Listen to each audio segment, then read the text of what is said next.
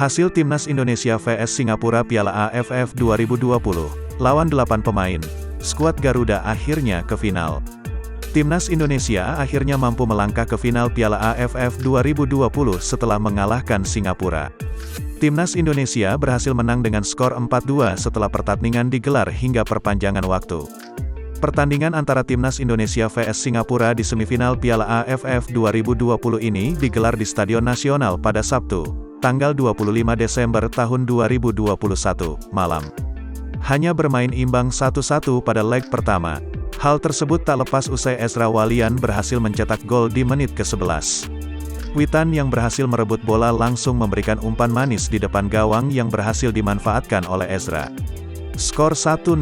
Namun sayang, ketika pemain Singapura mendapat kartu merah, Timnas Indonesia malah berhasil menyamakan kedudukan menjadi 1-1. Berawal dari tendangan bebas, Song Uiyong berhasil menjebol gawang Indonesia di menit akhir.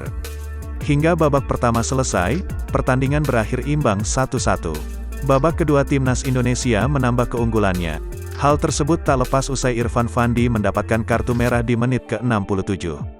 Namun bukannya unggul atas Singapura, Timnas Indonesia malah tertinggal di menit ke-74. Tendangan bebas Sahdan Sulaiman berhasil menjebol gawang Nadeo.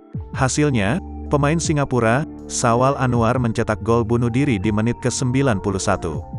Skor 3-2 untuk Indonesia. Saat pertandingan akan berakhir, Egy Maulana Fikri mampu mencetak gol di menit ke-105. Skor 4-2, Singapura kembali mendapat kartu merah, usai penjaga gawangnya Hasan Suni mendapat kartu merah karena melanggar Irfan Jaya. Namun tak ada gol tambah tercipta. Timnas Indonesia menang 4-2. Dengan hasil ini Timnas Indonesia berhasil melangkah ke final Piala AFF 2020.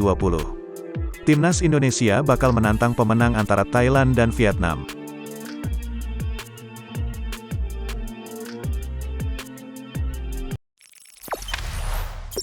Jangan lupa subscribe, share, komen, dan like ya!